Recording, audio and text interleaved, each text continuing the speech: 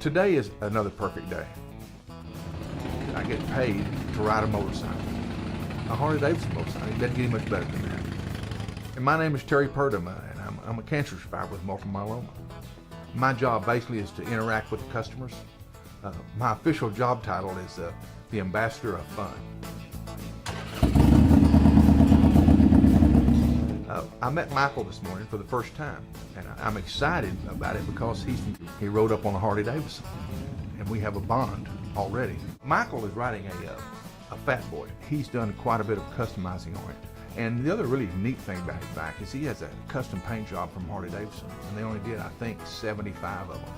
Buying a Harley-Davidson is like a canvas, a blank canvas, and then you get to customize it the way you want to. And that's what we do in the shop. We add a personal touch to people's motorcycles.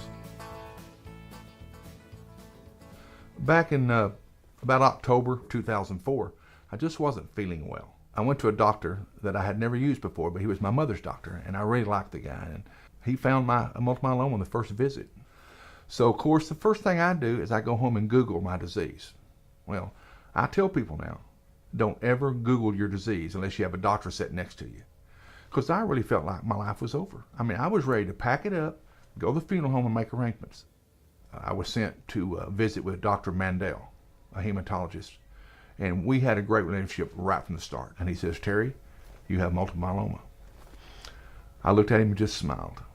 And he looked back at me and says, Terry, I've never had anybody smile at me when I told them they have a terrible disease. And I haven't quit smiling. I'm still smiling today. It changes your whole outlook. It changes your priorities in life. In March of '05, I went in to have a stem cell transplant. You can look at me. I don't have any symptoms. It's been a perfect thing for me. And it's funny, my doctor one time told me, he says, you know, you are the poster child for treatment for multiple myeloma. It's not a life-ending disease. This is going to sound a little strange, but I look at multiple myeloma as my best friend. And let me explain this.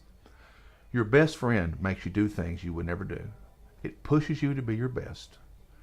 And it makes you just get your life in order. And that's how I feel about multiple myeloma. It's changed my life completely.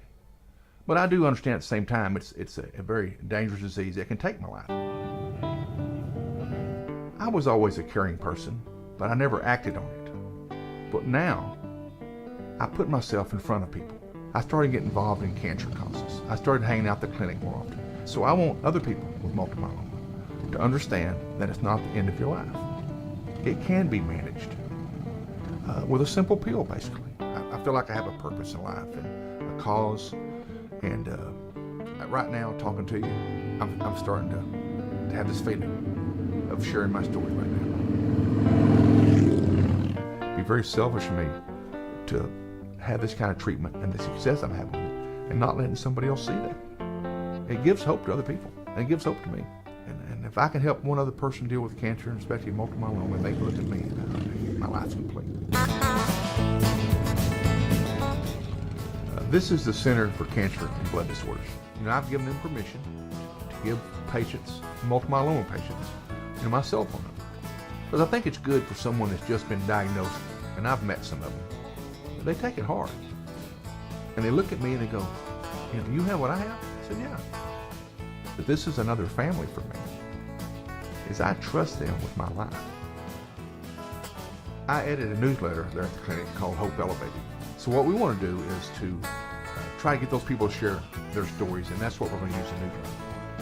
I've often said that hope is probably my most powerful weapon. Multiple myeloma may be what takes my life in the long run. But I'm not going to let it happen today.